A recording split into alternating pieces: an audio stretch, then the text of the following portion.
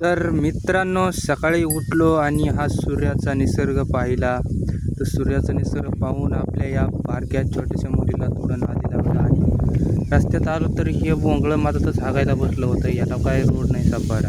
नंतर गेलो आपल्या गाईपाशी आणि गोट्यात थोडा वेळ त्यांच्यापाशी चारा वगैरे टाकला. त्यानंतर निघालो आपल्याला एका गाडीच्या ठिकाणी. जर ती गाडी आहे, त्या गाडीची आज घेतलेली आहे ती त्यांची पूजा करायची. तेवढ्यात या बाळाला सांगितलं की तोफ लावायचा. तर कशा प्रकारे लावतो. तोफ पेटायच्या आधीच तो एक अर्धा किलोमीटर लांब गेलेला आहे. म्हणजे याला काय म्हणायला पाहिजे. आता जवळ येऊन बघतोय पेटली आहे का, भिजली आहे का. आता एक तोफ पेटवत आहे. तर तोपर्यंत आपण बघू. तर आता इथं तोपर्यंत पूजा उरकत आली होती. पूजा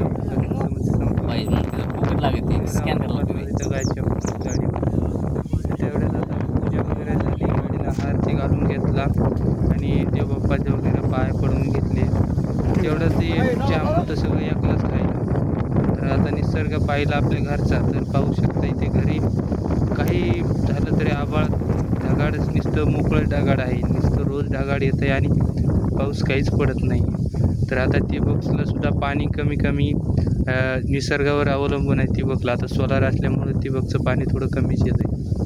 तर मित्रांनो, या अशा प्रकारे आपण मिरची लागवड केलेली आहे आणि आता या नागमोड्यामध्ये काही छोटं जे माळवं आहे ते माळवं आपण यात